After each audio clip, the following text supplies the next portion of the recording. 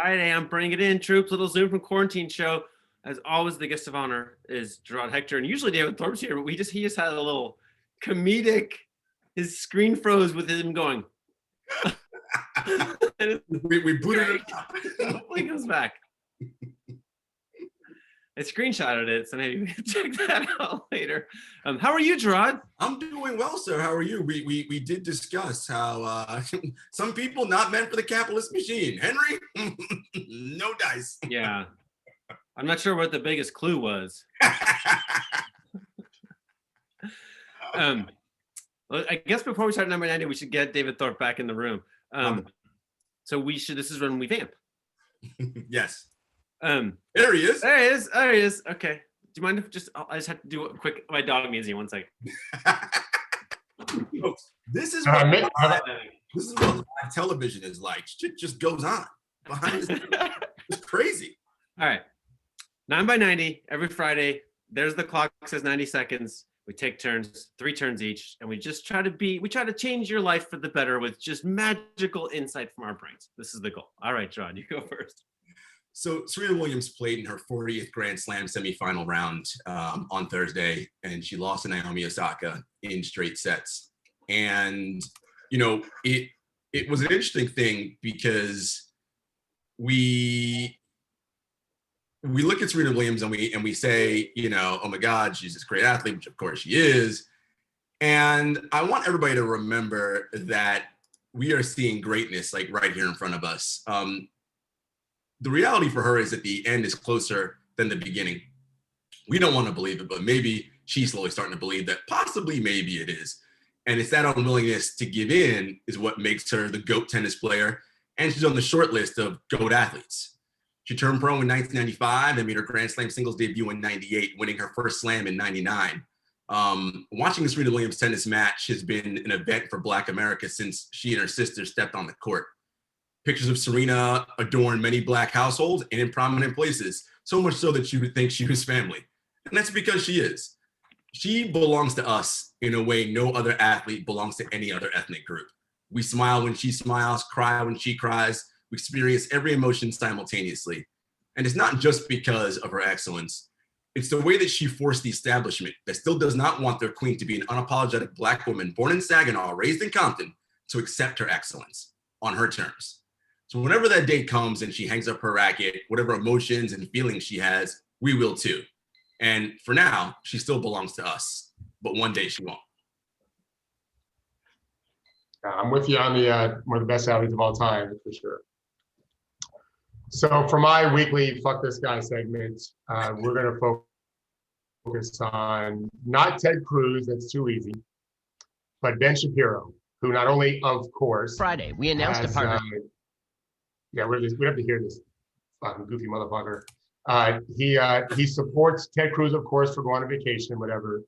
But also, and maybe just as importantly, he gave the woman who was fired off the Mandalorian set for fired for future Mandalorian episodes, because she said Republicans today is like being Jewish in the 30s in Germany. I don't even know where to begin with the idiocy of that.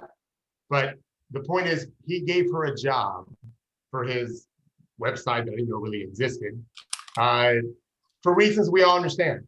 Like, we know this is the con man. This is the guy that's conning people who quite frankly don't have the ability to discern truth from fiction. And he's allowing people like this woman to continue to spew whatever garbage she's going to say, and inspire them even more. And it's why we are where we are now. And it's why we can't really grow as a nation, and we'll continue to have things like what's happening in Texas right now, because so much of our country, 40-something%, follow idiots like this guy, Ben Shapiro. So fuck this guy. Yesterday, I was delighted to have a phone conversation with Dana Smith, friend of the show, senior science writer at Elemental. She had just published a story which shows that the NBA shared data with some researchers. And so basically the NBA is taking all sorts of tests from players in the bubble and since, and sharing them with researchers, which is a very cool thing to do, as long as the players are cool with it.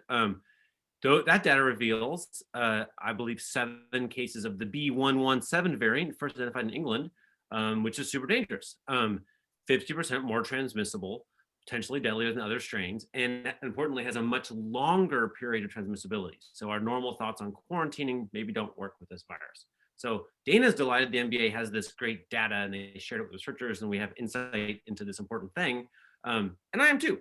But then I was also like, oh, so recapping, we have the B117 variant confirmed in the NBA, and we're still having an all-star game. And actually on the call, Dana's like, well, at least they're not having fans in arenas. I'm like, yes, they are. And she's like, they are. And then I saw this guy, Greg, I thought was an absolute genius. That she wrote that longer quarantines may be in order. And then Greg said either longer quarantines or a big inter-team mixing extravaganza. The science is still out. I can't say it better than Greg. Oh, Henry, nobody believes in science. Come on. I know. I know, Jarod. You can play the video, Judy. We always say the Black Panther Party that they can do anything they we be back. I might be in jail, I might be anywhere. But when I leave, you can remember I said with the last words on my lips that I am a revolutionary. And you're gonna have to keep on saying that. You're gonna have to say that I am a proletarian. I am the people. I'm not the pig. You got to make a distinction. And the people are going to have to attack the pigs. The people are going to have to stand up against the pigs. That's what the Panthers are doing. That's what the Panthers are doing all over the world. Fred. Judas and the Black Messiah is out on HBO Max, and if you have not seen it, I encourage you to do so. More so than a Fred Hampton biopic, which is what people are thinking that it is. It is more so the relationship of FBI informant William O'Neill, who gave the FBI all their information to essentially assassinate Fred Hampton in his apartment. What this movie really does is draw out what I talk about pretty regularly on here, and it draws an example of capitalism versus socialism and what that means. And it shows just how afraid the government is of socialism, right? Because when people realize that we, the proletariat, can get together, and that's what Fred Hampton was doing as a member of the Black Panther, as the chairman of the Black Panther Party in Illinois, gathering everyone together, regardless of ethnic affiliation, to be like, no, our problem isn't each other. Our problem is those people at the top. And that's why they wanted to bring them down. So check it out. Judas and the Black Messiah. R.I.P. Chairman Fred. Is it better than the Chicago 7? I haven't seen Chicago 7 yet. Fucking amazing. Yeah, I mean, we watched it last week. All right. John Wall tweeted out this great thing. He said, I'm looking to feed the families at Mattress Max Gallery Furniture, but I need help finding restaurants in the area that I can accommodate. He said, any restaurants able to help me feed 300 to 500 Houston families tonight. And if you remember when John Wall first left the Wizards, which was weird because he asked to be traded away, and we're all thinking, well, they would love to trade you, John. Your salary is exorbitant. And he's had a bit of a, I would say, enigmatic career, deservedly so. He's done some dumb things on and off the floor, but the DC people loved him the way Jarod was describing Black Americans in general, or probably around the world, love Serena. John Wall earned that credibility in DC, and here he is in Houston doing heroic things again. And so for me, as a basketball coach, I wish he would do a little more of this, a little more of that, whatever. But as a man, I got that guy. Like when you do the things John Wall is doing as a human being, which is taking advantage of his fame and money to help people, you know, and he could have an extra turnover here and there or make a trade request that makes no sense to you or whatever. You're a winner to me, Mr. Wall, and we need a whole bunch of more people like you. And it sounds to me like the people in Houston are going to love you the way the people in DC loved you. You're living right, my man. Playoff odds. I sort of forgot about them, but you know, there's a little table. They're based on different calculations. You know, here's one. There's several. They are not perfect, but they're pretty stinking good. So if you look at this, this is from BPI. The Lakers are the most likely to win the title, 27%. The Bucks, 24%. The Jazz, 16%. The Nets, 15%. The Clippers 7%.